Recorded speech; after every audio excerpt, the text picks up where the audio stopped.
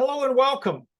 In this video, we are going to take a look at some practical examples involving the software design process and a little bit about top-down design. Now, this video is part of a larger series of videos that focuses on the fundamentals demo or the fundamentals of the C programming language, but also this is somewhat of a little mini series within that series. This particular series is going to focus on some techniques that will ultimately help you be a better programmer, developer, and engineer. So to begin with, I'm going to start off with a fundamentals demo project. It's perfectly okay if you've already started that, and if you already have some code in there, or you use another project. If anything, what we're going to do is we're going to focus just on these snips files that I've given you to define the problem that we are going to look at. Now, in this video, we're going to start off the process, and then in the subsequent videos, I'm going to sort of evolve our problem and evolve our solution to sort of demonstrate some of the real-world problems that you're going to encounter, particularly when you are dealing with a client or a customer.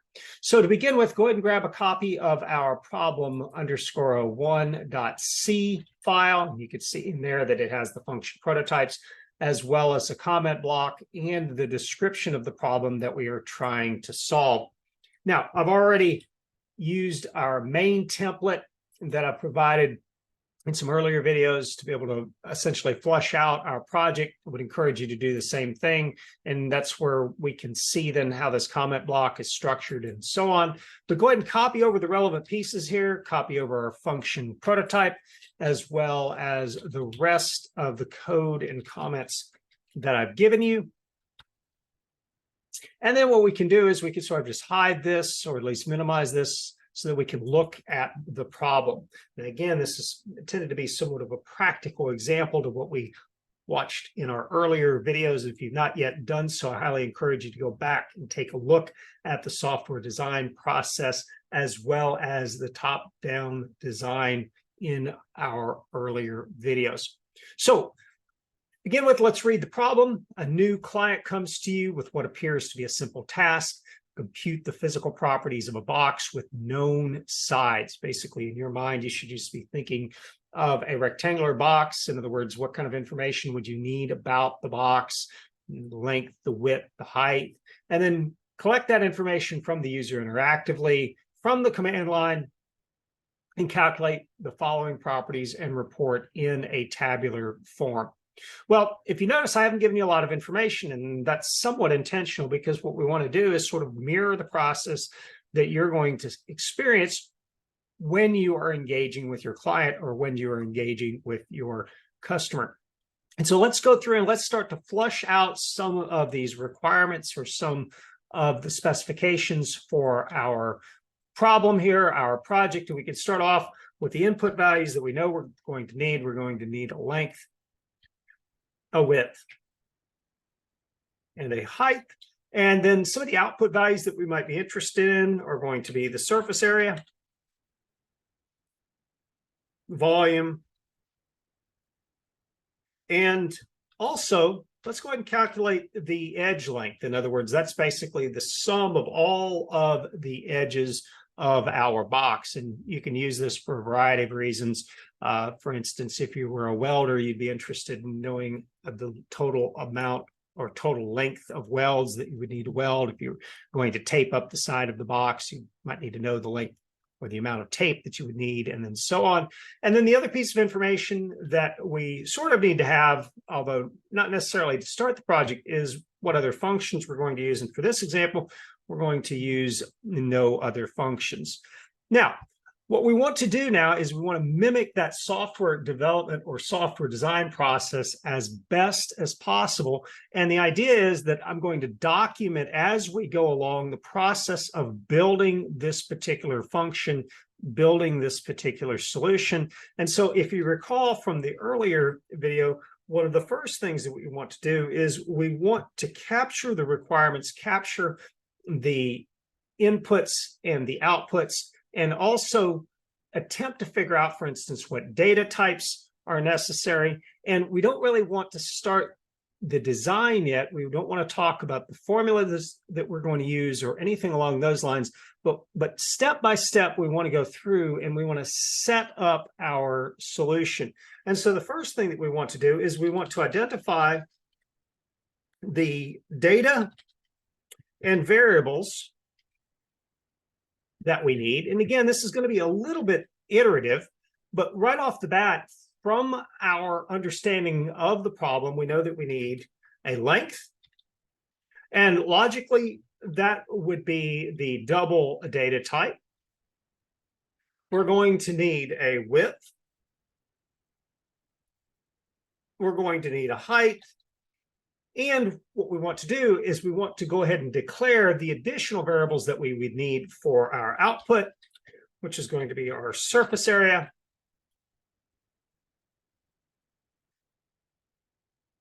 our volume, and our edge length. Now, basically what I've done here is I've taken the documentation or comments from earlier, and I've simply turned them into useful variable names. Notice I didn't bother with that in the first step when I was describing what we were going to do, because I really don't want to emphasize too much on code. In other words, syntax, C syntax in this particular case.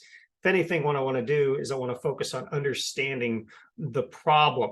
And so the next step, after we've identified both the input and the output variables that we would need and their data types, is we want to at least make a note to ourselves that we want to initialize these variables.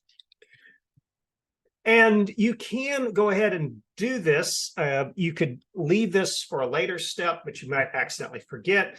And what I'm going to encourage you to do is to go ahead and do this declaration and this initialization, even though it kind of violates the whole pattern or the steps of the software design process, and that we're actually kind of writing code, but at the same time, it's not really much beyond a variable declaration and initialization.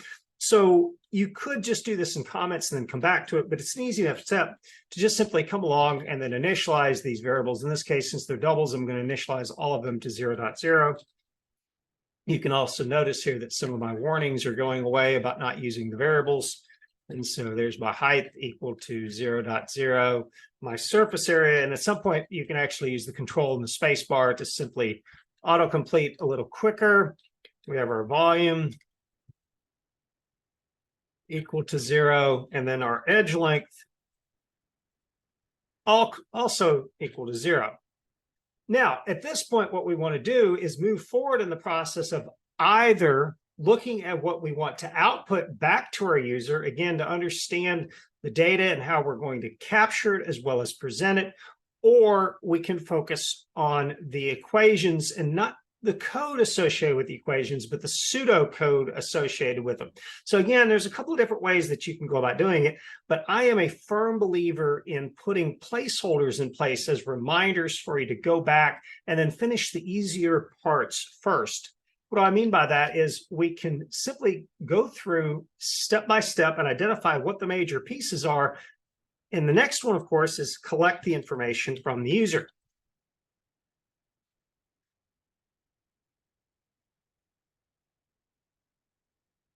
Step following that is to do the calculations.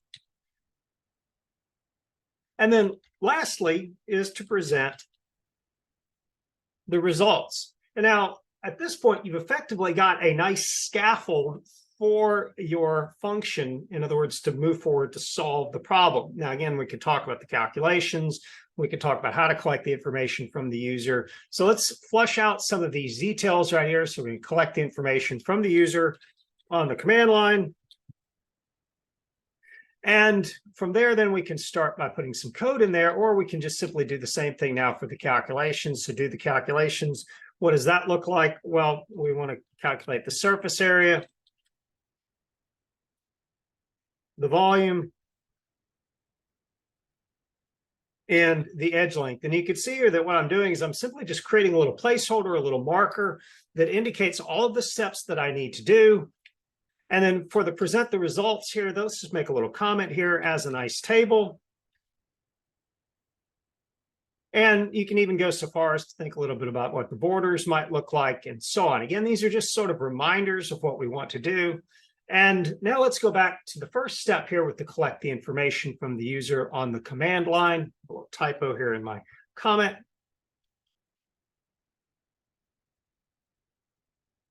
And that is simply a combination of printfs and scanfs. And again, we're going to cover these in other videos and many other videos many times.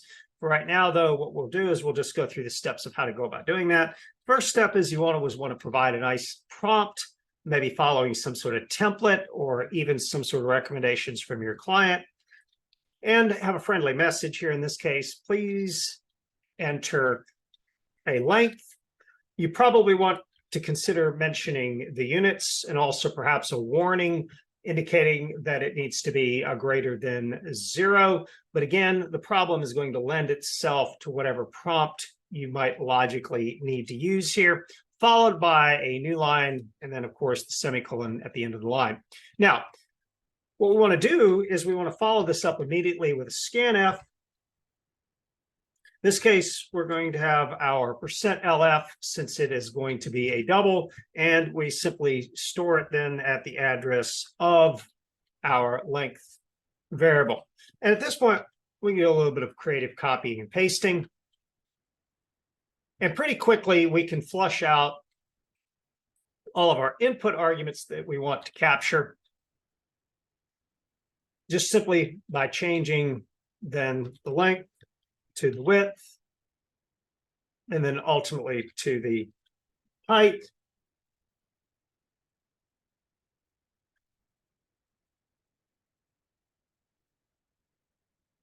And likewise in the print F.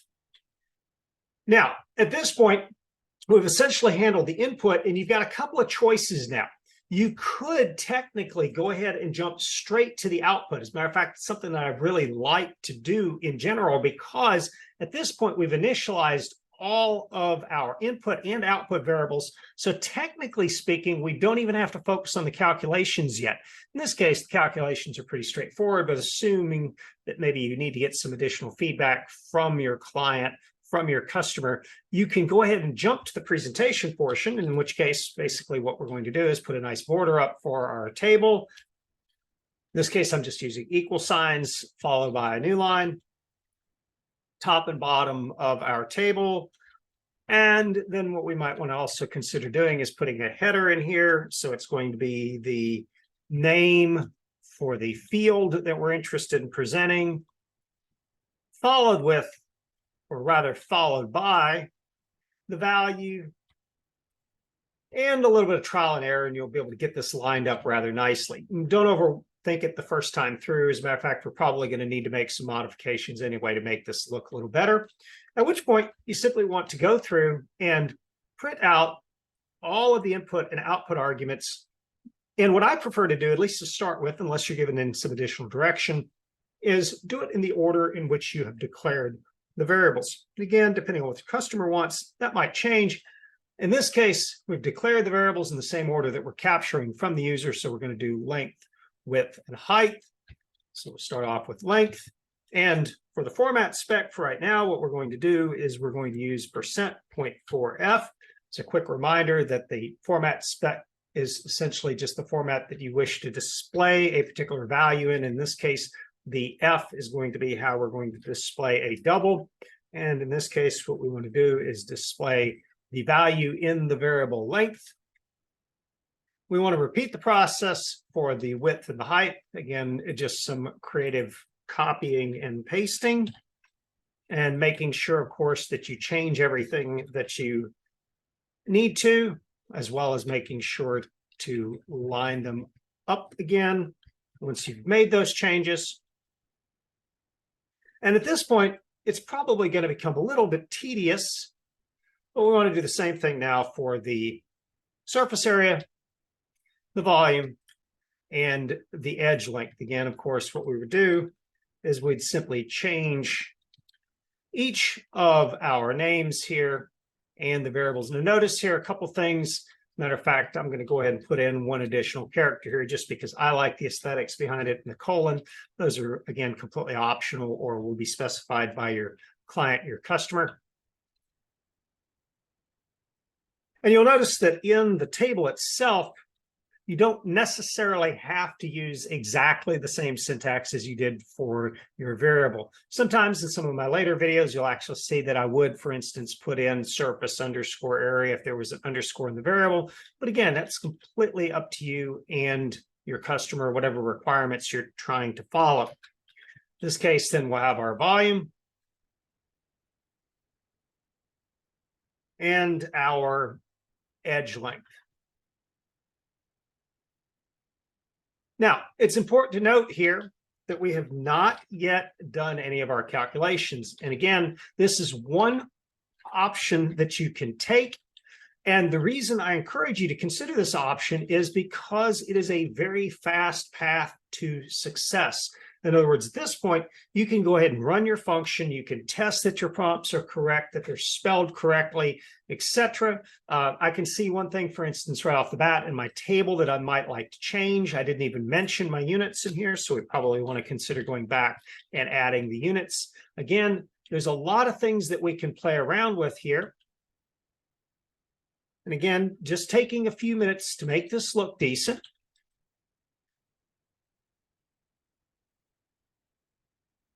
But what it does provide you is the opportunity to go ahead and get started at success. In other words, that you can see that your application is working, as well as give you an opportunity to give something back to your client. In other words, they might want to see some progress, but also this gives them the opportunity to give you additional feedback. In other words, if you did something completely opposite of what they wanted you to do, then you haven't invested as much work in your application. At this point, we'll go ahead and build it just to make sure that it does in fact work. And again, to just emphasize what we're trying to do, I'm going to go ahead and open up a console here.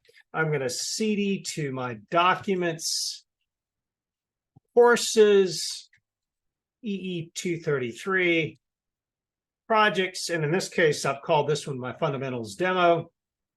I'm going to go into my bin directory, but before I do that, I'm just going to hit enter, do dir, and you can see there is my dist folder. So we go into dist, do a dir again, there's my debug.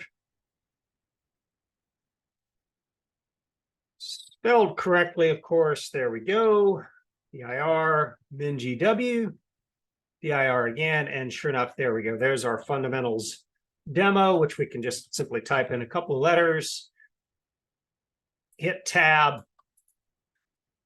and then hit enter. And if you've not yet done so, I highly encourage you to go ahead and watch one of my earlier videos focusing on how to navigate the command window. Now, this is kind of funny because it didn't do anything. And what that did is that immediately highlighted that I have a mistake. And again, many of the videos that you're going to see, I do these in one take, so I leave my mistakes in. In this particular case, you've probably already guessed that my mistake is that I have built the function. I have set up the prototype, but I have never actually called the function. And so there's that three-step process of declaring the prototype, building the function, but then you need to remember to call it. So what we'll do is we'll simply go back into our main, and we need to call our problem underscore 01. I'm going to build it one more time and go ahead and run it. And you can see that we're now getting our prompt to please enter in a length. I'm going to go ahead and put in the number 1.0. For my width, 1.0, and for my height, 1.0. Why am I using such trivial values? Well, it just will help us when we're looking at our surface area, our volume, and our edge length. And you can see I've got a little bit of inconsistency in there. This is great. I like making mistakes in these videos because it shows, number one, that software is not a perfect practice. You're not going to get it right immediately.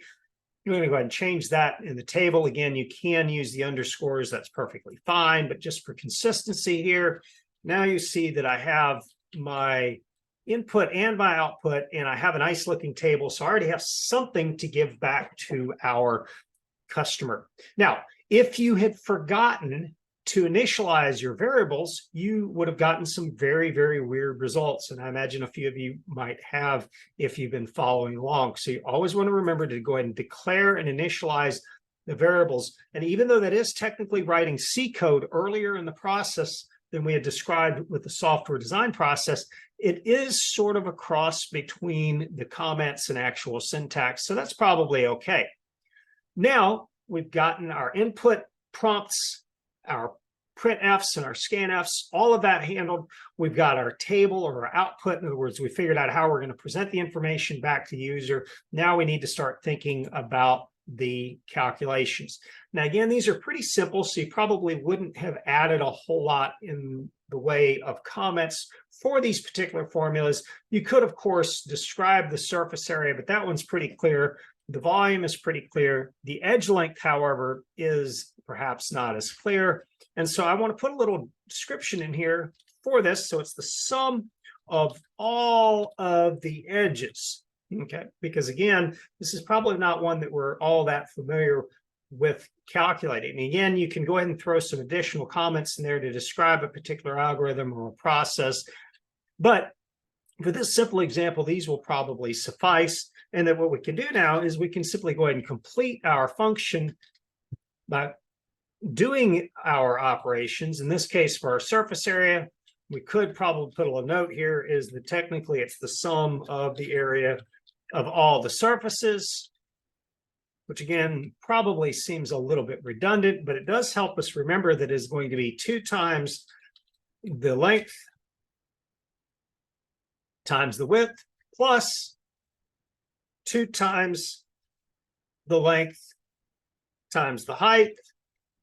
And you could probably guess here that it's going to again be 2 times, in this case, the width times the height. Now, could you factor out the 2? Obviously, but again, I like to emphasize that we are talking about all 6 faces here. The volume is pretty straightforward. The volume is going to just simply be equal to the length times the width times the height. And then the edge length, which is, again, probably not as common for you to calculate, is going to simply be then for each of the faces. Remember that you're going to have 2 faces. You have 2 edges. So you end up with a total of 2 times 2, or 4 times the length. And again, I'm going to go ahead and write this in such a way that's probably a little bit redundant here. 4 times the length plus 4 times the width plus 4 times the height. And again, to convince yourself of that, what you want to do is you want to think in terms of looking at one of the faces on the cube. If you think about the height of the cube, you're going to have 4 edges that represent the height. You're going to have 4 edges that represent the width and 4 edges that represent the length. At this point, we can go ahead and build it. Come back here to our console, try it one more time. I'm going to go ahead and keep the numbers simple, 1, 1, and 1. Why? Well, it gives us an easy way of checking our formulas here. And sure enough, our surface area is going to be 6 times 1 square inch for each of our faces. The volume is going to be 1 cubic inch, and the edge length is going to be 12 inches. Now, this particular problem was pretty straightforward. We're going to assume that our customer was happy with our formulas and happy with our interpretation of what they wanted. And so now we're ready to give this project back to our customers. The only thing I do want to point out real quick is that we do have our return exit success. That simply then just returns a value back to the calling function, in this case, main. We'll talk a little more about that later on. And if you want a quick reminder of what those values are, you can simply just right-click on exit success, and you can go and look in the standard lib.h, which was included at the top of our fundamentals driver. And you'll see that that is basically nothing more than a fancy way of describing the value 0. It's a constant that represents the value 0. So as always, if you have any questions, comments, or concerns with respect to this video, don't hesitate to reach out to me. And thank you for watching.